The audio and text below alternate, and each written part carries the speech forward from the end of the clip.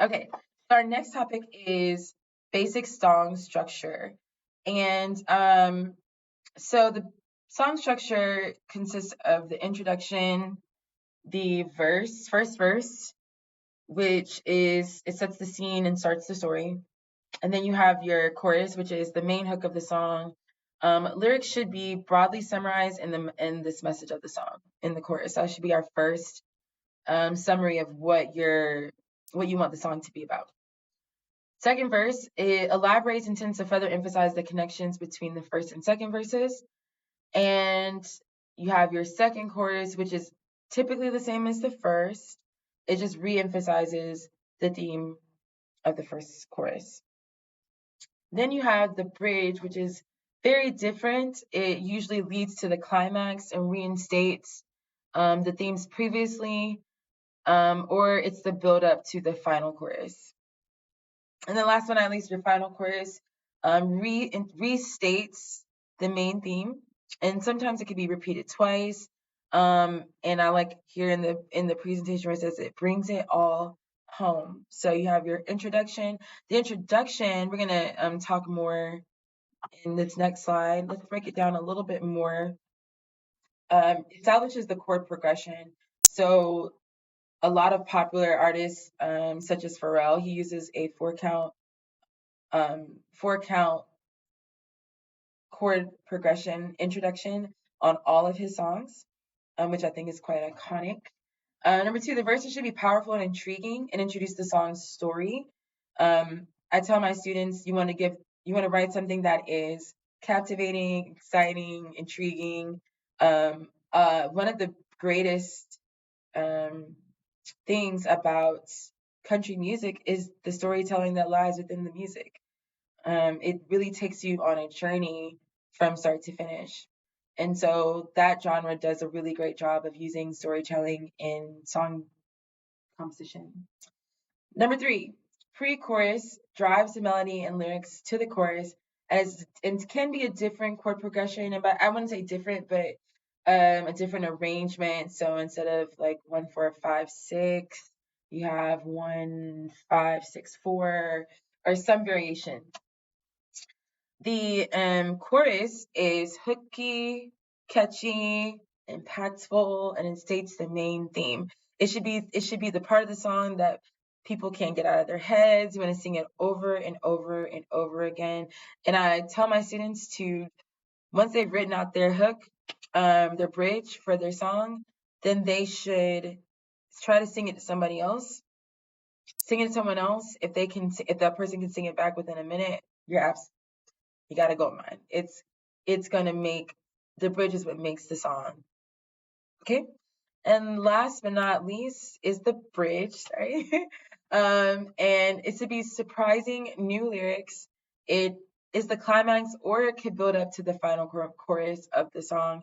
So the bridge should obviously stay in the same key, but it could feature solos, instrumental solos, vocal solo, but the lyrics are new, and it should take us to the finality, or the final feeling of this song, if that makes sense. So yeah, so introduction, the verse should be powerful, pre-chorus drives the melody home, and the pre-chorus drives the melody and the lyrics to the chorus. The chorus is catchy and impactful, and it states the main theme. The bridge, of course, is surprising and has new lyrics, and as we just talked about, it builds up to the final chorus, and then after the bridge, we have the chorus again. So just break down those different parts of song structure. All right, so now we have developed the lyrics. We've written the poem. We figured out our lyrics. We talked about the song structure. We've talked about chord progression, variations of chord progressions depending on the type of song we're trying to produce. And now we have written out our song. Now let's finalize and record our new song.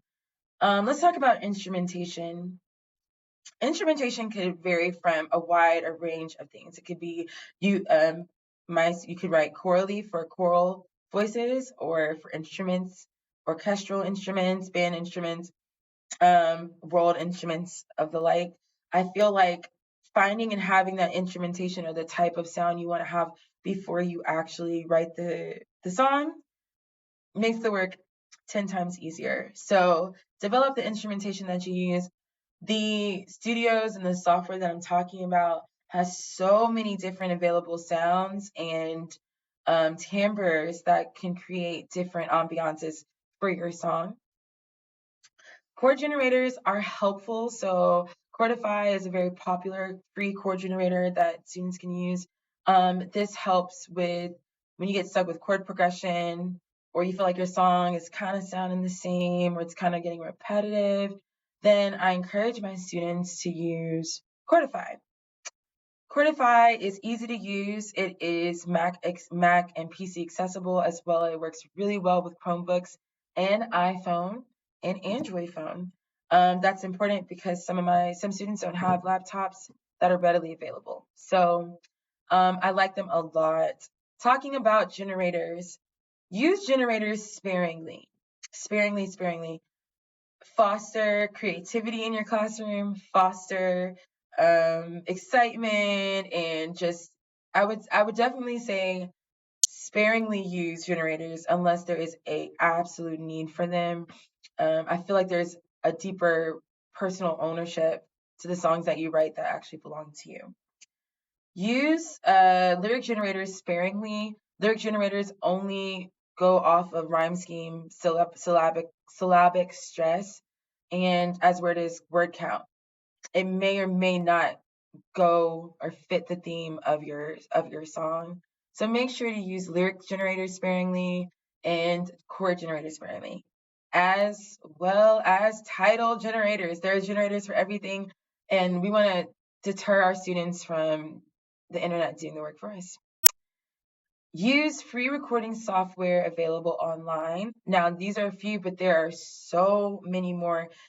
Definitely check with your department in your district to determine what's been purchased for your school.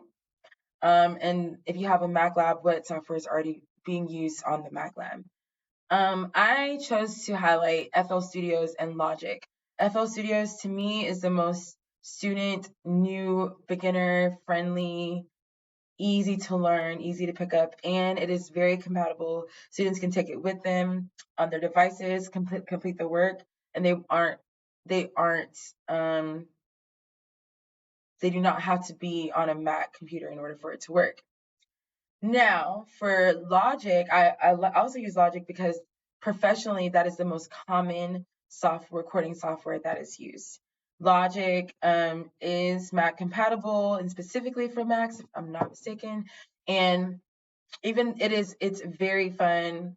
My students also love Logic. FL Studios just has a lot of different funky sounds and yeah, so it gives them an opportunity to add to their songs. So I don't have this on here, but also invest in a good recording microphone for your class. I would say about 3 or 4 microphones for your classroom that you can keep in the practice room.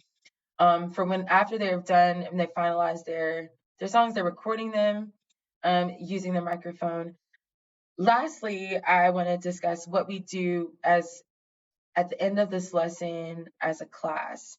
So what I like to do is I take, excuse me, I take each and every student. Now, in my larger choir classes, I have students pair up in groups of 2 and 3, and that that that lessens it. But in their groups, they write, and they record their songs, and I compile an EP for them or a song or class playlist of all the songs that my students have written together.